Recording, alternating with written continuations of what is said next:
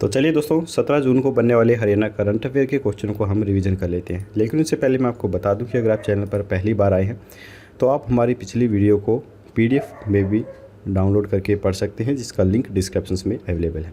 तो चलिए देख लेते हैं आज के क्वेश्चंस। पहला प्रश्न है, हाल ही में किसे राइट टू सर्विस कमीशन का चेयरमैन बनाया गया है? तो ये बनाया गया है टीसी गुप्ता को। सेवानिवृत्त आईएएस अधिकारी टीसी गुप्ता ने मंगलवार को हरियाणा सेवा का अधिकार आयोग के मुख्य आयुक्त के तौर पर शपथ ली है। इस आयोग का लक्ष्य समय पर नागरिकों को सेवाओं की आपूर्ति सुनिश्चित कराना और इसका गठन हरियाणा सेवा का अधिकार अधिनियम के तहत किया गया था। सीएम की अध्यक्षता वाली कमेटी की मीटिंग में उनका चयन किया गया।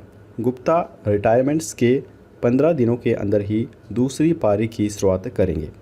गुप्ता पूर्व सीएम भूपेंद्र हुड्डा के करीबियों में गिने जाते थे, वहीं भाजपा में अच्छे पदों पर रहे हैं। सिलेक्शंस कमेटी में शामिल नेता प्रतिपक्ष हुड्डा ने भी बैठक में उनके नाम पर सहमति दी है। राज्यपाल की मुहर के बाद वे कार्यभार संभालेंगे।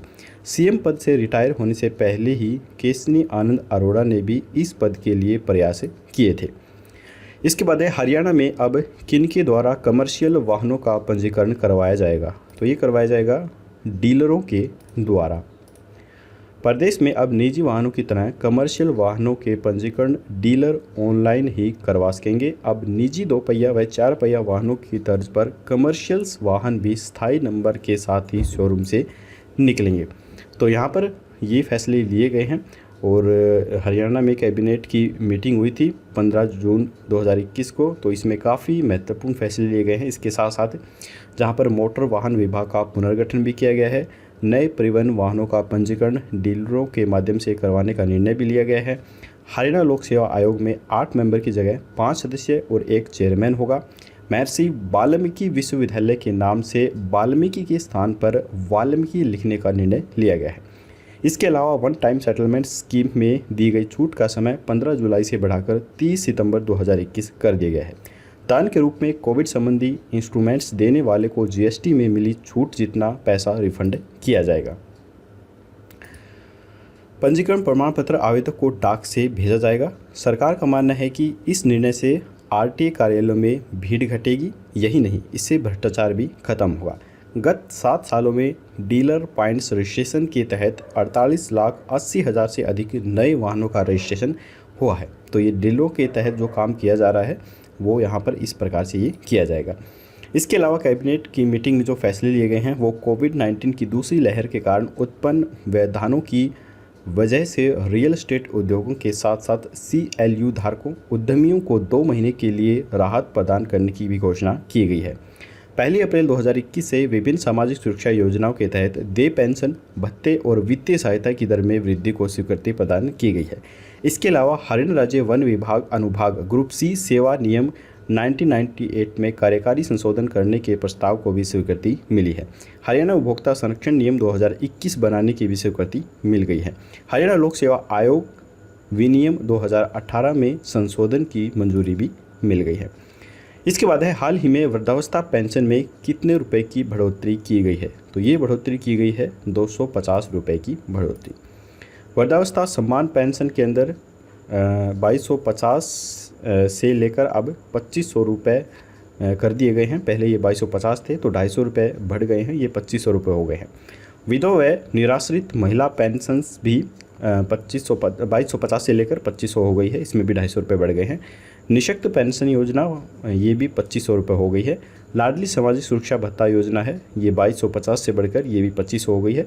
और बोना भत्ता व किन्नर भत्ता जो योजना है इसके अंदर भी 2500 रुपये मिलते हैं। इसके अलावा हरियाणा में स्मार्ट मीटर वाले उपभोक्ताओं को अब कितनी प्रकार की सुविधा दी जा रही हैं? तो ये दी जा रही हैं कुल 6 प्रकार की सुविधाएँ। और इन सुविधाओं में है, उपभोक्ता अपनी मीटर संबंधी और लाइन में फॉल्ट आने की शिकायत कर सकते हैं। प्रतिमाह सबसे ज़्यादा लोड कब प्रयोग हुआ है इसकी जानकारी ले सकते हैं। रोज़ाना प्रीपेड बैलेंस चेक की सुविधा ले सकते हैं। ऑनलाइन बिल पेमेंट की सुविधा ले सकते हैं। वर्तमान व पिछले महीने के अलावा पिछले वर्ष की बिजली खपत की पूरी जानकारी ले सकते हैं। प्रतिदिन निकलने वाले रीडिंग की जानकारी भी ले सकते हैं। इसके बाद है, हाल ही में स्वास्थ्य मंत्री श्री अनिल विज ने हरियाणा में स्वच्छता पखवाड़े की शुरुआत की है। यह पखवाड़ा कब से कब तक चलेगा? तो ये पखवाड़ा चलेगा 15 से 30 जून तक। स्वास्थ्य मंत्री श्री अनिल विज ने आज राज्य के नागरिक अस्पतालों, प्राथमिक स्वास्थ्य केंद्रों, सामुदायिक स्वास्थ्य केंद्रों के साथ साथ सब सेंटरों के अंदर स्वच्छता पखवाड़े की शुरुआत की है और यह पखवाड़ा 15 से 30 जून तक चलेगा। इसके बाद है, हरियाणा के किस जिले में 5 दिवसीय पर्यावरण जागरूकता कार्यक्रम बनाया गया है? तो ये बनाया गया है करनाल के अंदर। विश्व पर्यावरण दिवस के उपलक्ष्य में करनाल ने 5 दिवसीय पर्यावरण जागरूकता कार्यक्रम का आयोजन किया है।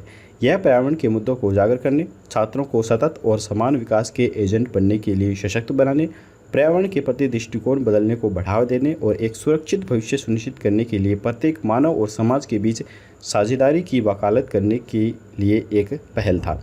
इस उपलक्ष्य पर प्रिंसिपल दीप बेदी ने बच्चों को पर्यावरण की रक्षा के लिए प्रेरित भी किया।